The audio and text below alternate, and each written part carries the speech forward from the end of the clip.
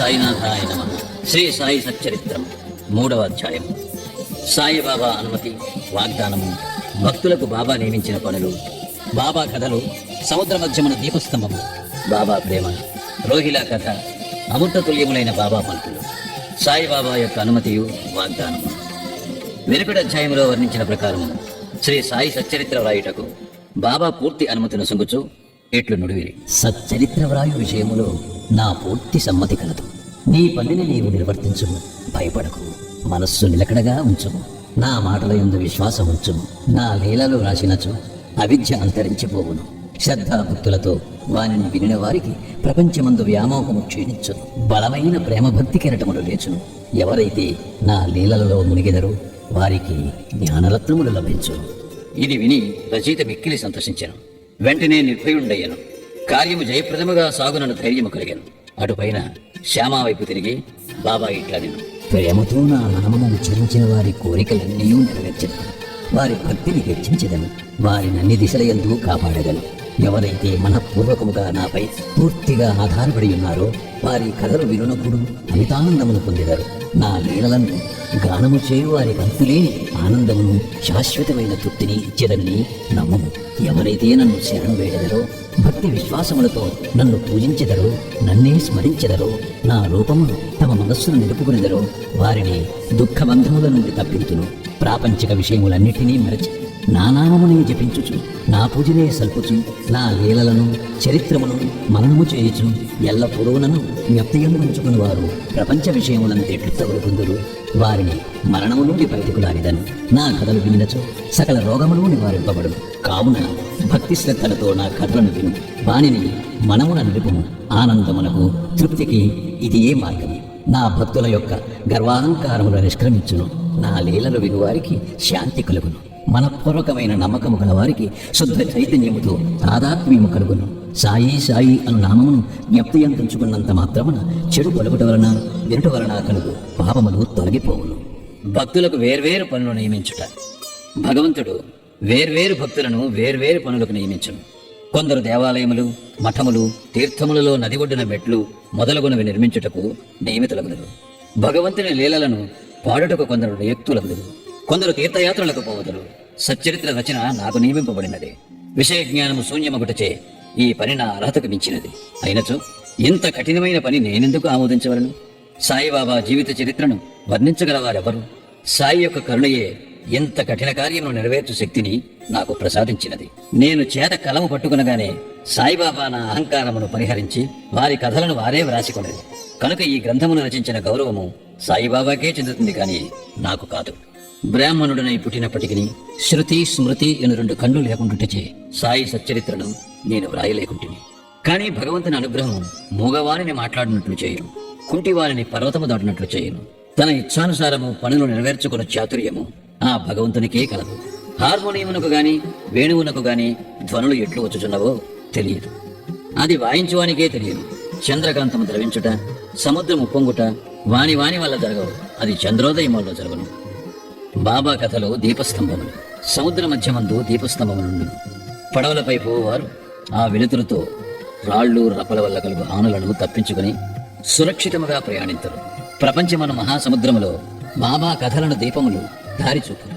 అవి అమృతము కంటే తియ్యగా నుండి ప్రపంచ యాత్ర చేయు మార్గమును సులభముగాను సుగమముగాను చేయును. యోగేశ్వరుల కథలు పవిత్రములు. అవి మన చెవుల ద్వారా హృదయమందు ప్రవేశించినప్పుడు శరీర స్పృహయును, అహంకారమును, ద్వంద్వ భావములను నిష్క్రమించును. మన హృదయమందు నిల్వయుండిన సందేహములు పటాపంచలైపోవును. శరీర గర్వము మాయమైపోయి కావలసినంత జ్ఞానము నిల్వ చేయబడును. శ్రీ సాయిబాబా కీర్తి వర్ణనలు ప్రేమతో పాడిన గాని వినిన గాని భక్తుని పాపములు పటాపంచలగును. కాబట్టి ఇవే మోక్షములకు సులభ సాధనములు. కృతయుగములో శమదమములు అనగా నిశ్చల మనస్సు, శరీరము. త్రేతాయుగములో యాగము, ద్వాపర యుగములో పూజ, కలియుగములో భగవన్ మహిమలను నామములను పాడుట మోక్ష మార్గములు. 4 వర్ణముల వారు ఈ చివరి సాధనమును అవలంబించవచ్చు. తక్కిన సాధనములు అనగా యోగము, యాగము, ధ్యానము, ధారణము అవలంబించుట కష్టతరము. కానీ భగవంతుని కీర్తిని మహిమను పాడుట అతి సులభము. మన మనస్సును మాత్రము అటువైపు తిప్పవలను. భగవత్ కథలను వినుట వలన పాడుట వలన మనకు దేహాభిమానము తొలగిపోవను. అది భక్తులను నిర్మోహులుగా చేసి తుదకు ఆత్మ సాక్షాత్కారం పొందినట్లు చేయను. ఈ కారణము చేతనే సాయిబాబా నాకు సహాయపడి నాచే ఈ సచ్చరితామృతమును రాయించాను. భక్తులు దానిని సులభముగా చదవగలరు, వినగలరు. చదువునప్పుడు వినున్నప్పుడు బాబాను ధ్యానించవచ్చును. వారి స్వరూపమును మనస్సునందు మననము చేసుకొనవచ్చును. ఈ ప్రకారముగా గురువునందు తదుపరి భగవంతుని యందు భక్తి కలుగును. తుదకు ప్రపంచమందు విరక్తి పొంది ఆత్మ సాక్షాత్కారము సంపాదించగలుగుదుము. సచ్చరితామృతము రాయుట, తయారు చేయుట బాబా యొక్క కటాక్షము చేతనే సిద్ధించినవి. నేను నిమిత్తమాత్రుడుగానే ఉంటిని. సాయిబాబా యొక్క మాతృప్రేమ. ఆవు తన దూడనెట్లు ప్రేమించునో అందరికీ తెలిసిన విషయమే. దాని పొదుగు ఎల్లప్పుడూ నిండియే ఉండును. దూడకు కావలసినప్పుడెల్లా కుడిచినచో పాలు ధారగా కారణం. అలాగుననే బిడ్డకు ఎప్పుడు పాలు కావాలనో తల్లి గ్రహించి సకాలమందు పాలిచ్చును. బిడ్డకు గుడ్డలు దొడుగుట ఎందును అలంకరించట ఎందునో తల్లి తగిన శ్రద్ధ తీసుకుని సరిగా చేయును. బిడ్డకు ఈ విషయమేమీ తెలియదు. కాని తల్లి తన బిడ్డలు చక్కగా దుస్తులు ధరించి అలంకరింపబడట చూచి అమితానందము పొందును.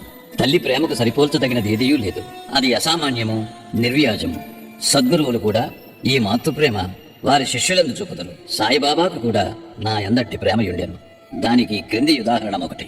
1916వ సంవత్సరంలో నేను సర్కారు ఉద్యోగం నుండి విరమించి తిని నాకీయ నిశ్చయించిన పింఛను కుటుంబమును గౌరవముగా సాకుటకు చాలదు. గురు పౌర్ణమి నాడు ఇతర భక్తులతో నేను కూడా షిరిడీకి పోయి తిని అన్నా చించినీక్కర్ నా గురించి బాబాతో ఇట్లా నేను, దయచేసి ఈ అన్నాసాహెబ్ యందు దాక్షిణ్యము చూపుము. వానికి వచ్చు పింఛను సరిపోదు. వాని కుటుంబము పెరుగుచున్నదే. వానికి ఇంకేదైనా ఉద్యోగం ఇప్పించము. వాని ఆతురతను తీసి నిశ్చింతను కలుగు చేయము. అందులకు బాబా ఇట్లా జవాబిచ్చాను. వానికి ఇంకొక ఉద్యోగము దొరుకును. కానీ వాడిప్పుడు నా సేవతో తృప్తి పడవలను. వాని భోజన పాత్రను ఎప్పుడూ పూర్ణముగానే ఉండును. అవి ఎన్నటికీ నిండుకొను.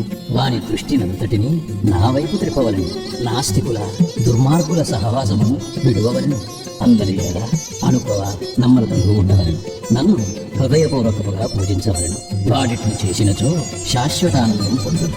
నన్ను పూజింపుడను దానిలోనే ఈ నన్ను అనగా ఎవరు అను ప్రశ్నకు సమాధానము ఈ గ్రంథము యొక్క ఉపోద్ఘాతములో సాయిబాబా ఎవరు అను శీర్షిక క్రింద చెప్పిన దానిలో విశదీకరింపబడి ఉన్నది. చూడుడు.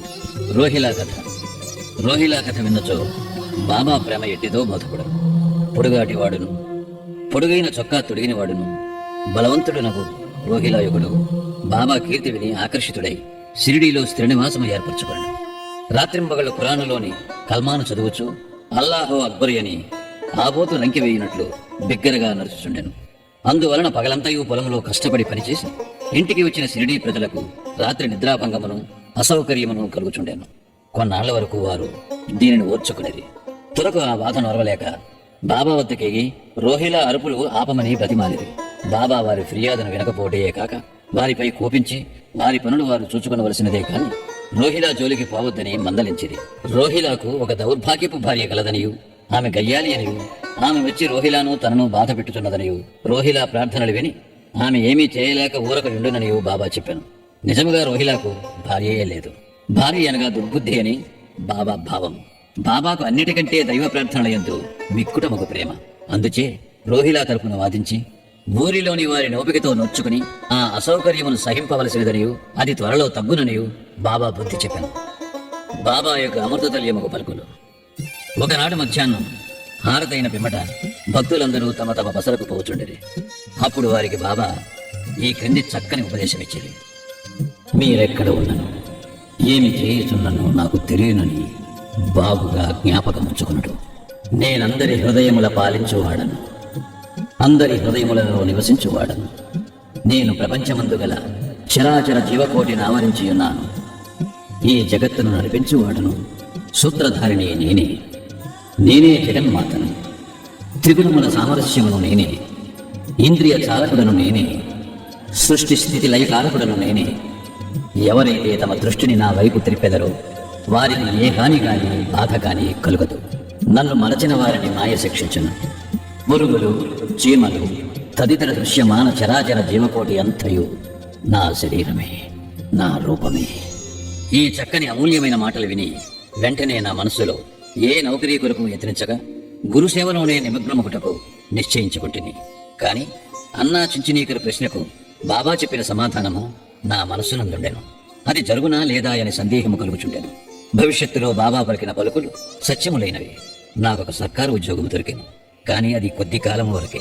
అటు పిమ్మటి వేరే పని ఏదియూ చేయక శ్రీ సాయి సేవకు నా జీవితమంతయు సమర్పించి తిని ఈ అధ్యాయమును ముగించబోవ ముందు సదోరులకు నేను చెప్పేదేమనగా, బద్ధకము, నిద్ర, చంచల మనస్సు, దేహాభిమానము మొదలగు వాణిని విడిచి వారు తమ యావత్తు దృష్టిని సాయిబాబా కథల వైపు త్రిపవలను.